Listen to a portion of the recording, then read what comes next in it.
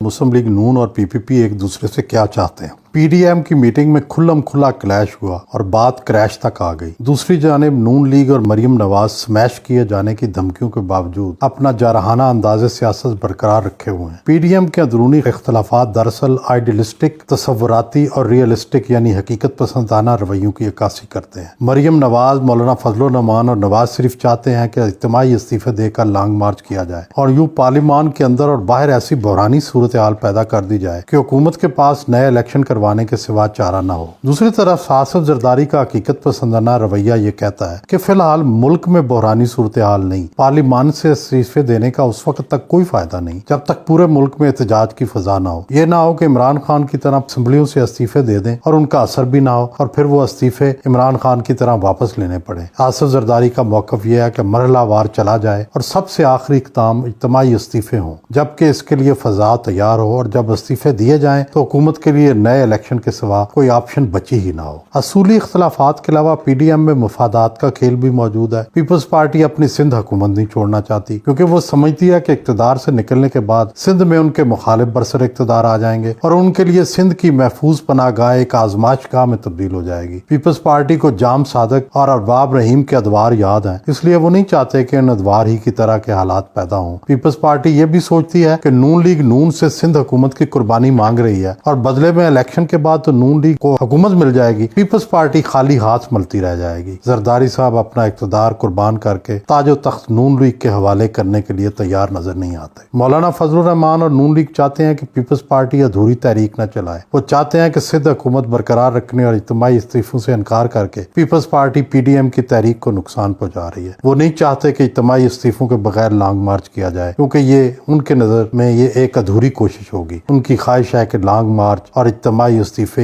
एक साथ आए तो ये हुकूमत को गिराने और कमजोर करने का कारगर हरबा साबित होंगे। पीडीएम में पीपल्स पार्टी पर यह भी इल्जाम लगाया जाता है कि पीपल्स पार्टी दरअसल एस्टेब्लिशमेंट से किसी डील में लगी हुई है। यूसुफ रजा गिलानी की जीत और सिंध हुकूमत का बरकरार रहना दरअसल इसी डील का हिस्सा है। नून लीग के बाद इंतहा पसंद तो ये इल्जाम भी लगा देते हैं कि जरदारी साहब ना तो नए इंतखाबात चाहते हैं और ना ही मौजूदा हुकूमत को फौरन गिराने में दिलचस्पी रखते हैं। वो चाहते हैं कि सिंध हुकूमत चलती रहे और पीपल्स पार्टी वफाकी पार्लियामान में भी मौजूद रहे। दूसरी तरफ पीपल्स पार्टी का एक दरीना मौक़िफ़ है कि चाहे धांधली हो या नाइंसाफ़ी, उनका तजर्बा ये कहता है कि पार्लिमानी सियासत के अंदर मौजूद रहकर सियासत करना ही बेहतर है। पार्लिमान से बाहर हो गए तो आप सिस्टम से ही बाहर हो जाते हैं। पीपल्स पार्टी का ये मौक़िफ़ भी है कि लॉन्ग मार्च तो ठीक है मगर धरना देकर दारुल हुकूमत का मुआसरा करना भी ठीक नहीं। दोनों फरीकों के दलाइल में अपना अपना वज़र है। अक्सर लोगों की राय है कि पीडीएम टूट जाएगी मगर मेरी राय है कि इख्तलाफात के बावजूद ये इकट्ठे चलते रहेंगे, इनके इख्तलाफात भी मौजूद रहेंगे और ये सियासत करने का कोई ना कोई रास्ता भी निकालते रहेंगे। पीडीएम को अगर अपने मुस्तकबिल को महफूज करना है तो इन्हें किसी एक पार्टी के मफाद की बजाय इज्तिमाई मफाद को मद्देनजर रखना होगा। अब सारी कुर्बानियां पीपल्स पार्टी से मांगेगा और उन्हें बदले में कुछ भी नजर नहीं आएगा तो वो क्यों इस हिकमत अमली को मानेंगे। इसलिए पीडीएम को चाहिए कि सबको साथ चलाने के लिए ठंडे दिल से हिकमत अमली तरतीब दें। मौलाना फजल रहमान एक तजर्बाकार सियासतदान है, उन्हें अपने तजर्बे को बरूए कार लाते हुए सब सियासी जमातों के मफादात का ख्याल रखना चाहिए। पीपल्स पार्टी के तफाज़ात को खत्म करने के लिए